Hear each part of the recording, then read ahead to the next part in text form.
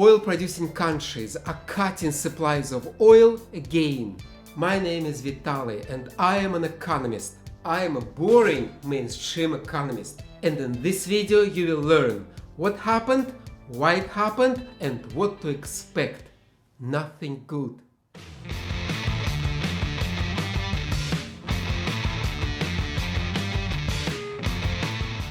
After Saudi Arabia and other OPEC Plus nations surprised markets by announcing that they would voluntarily cut production even further this year. There are obvious reasons for this decision. First, Saudi Arabia has zero respect for the United States. The US quickly reacted by calling the move unadvisable. Saudi Arabia has no respect for the United States in general and President Biden in particular, because over the past few months President Biden has been asking, begging Saudi Arabia to increase its oil production, and every time Saudi Arabia did the opposite. Which is interesting because for many years Saudi Arabia was an ally, a dear old friend of the United States. But now they are siding with the enemy, Russia and China. Now Saudi Arabia is asserting itself in this world. The world in which America matters less and less and less. The media portrays the decision as the decision of Saudi Arabia and Russia. But it's not just them. Iraq, UAE, Kuwait, Kazakhstan, Algeria, Oman, and even Gabon joined the OPEC Plus decision.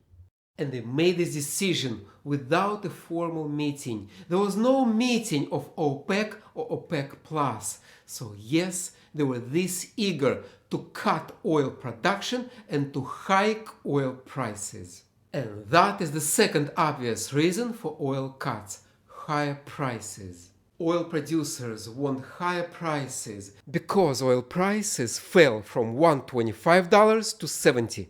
But will it work? Will these oil cuts push prices up? Of course they will! Rystad from Norway predicts the oil price of $100. UBS from Switzerland also predicts the price of $100. And Goldman Sachs from the US is cautiously expecting the price of $95. Oil prices will go up. But the real reason for these oil cuts is oil-producing countries expect a recession. They expect an economic meltdown. They predict that in a few months demand for oil will fall, and expecting low demand, they reduced supply. It's that simple. President Biden tells you that the US economy is as strong as hell. Yes, our economy is strong as hell. Leaders of OPEC Plus expect a global recession. Whose prediction do you trust more? President Joe Biden eating ice cream or leaders of OPEC Plus? We'll soon see. We're gonna see who is correct, President Biden or the leaders of oil-producing countries. We are gonna see if a recession hits the US. But the fact remains that these oil cuts come at the worst moment for the US economy. They create the perfect storm of economic disasters. And they create this perfect storm for three reasons. First, the US strategic oil reserves are depleted. Second, the US Federal Reserve is trapped. And third, there is a financial crisis in the US. First, the US Strategic Petroleum Reserves. Strategic Petroleum Reserve. In the year 2022, the Biden administration was selling oil reserves, and those reserves fell to its 40-year minimum. So, for 40 years, the United States, the greatest economy in the world, has been accumulating strategic oil reserves. That national asset And President Biden wasted them in 6 months. is more than half full. The glass is half full. He's an optimist. That's more than enough for any emergency. President Biden wants to be re-elected. That's an emergency. But we've got to give them credit. They are very honest. They admit that it will take years to restore the US strategic reserves. It will take years. Another 40 years. So this year plus 40 years, the year 2063. Will I still be alive? The second part of this economic perfect storm is the US Federal Reserve is trapped.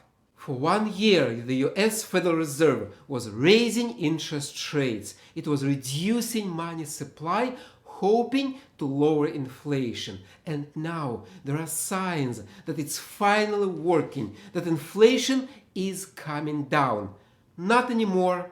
OPEC Plus will be cutting oil supplies, which will push prices up, which will lead to high inflation again.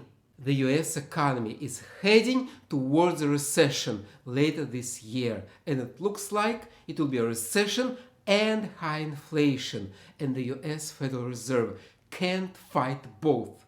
They can't fight a recession and inflation. They have to choose. It's either or.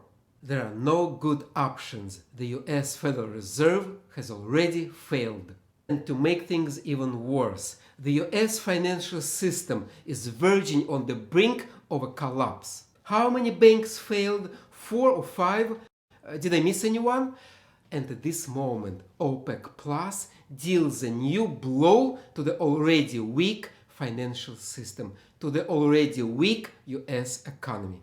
The next meeting of the Federal Reserve is on May 3rd. We'll soon see what they're going to do. It's an exciting time. It's an exciting time to follow economics. So stay tuned, subscribe, and I'll talk to you next time.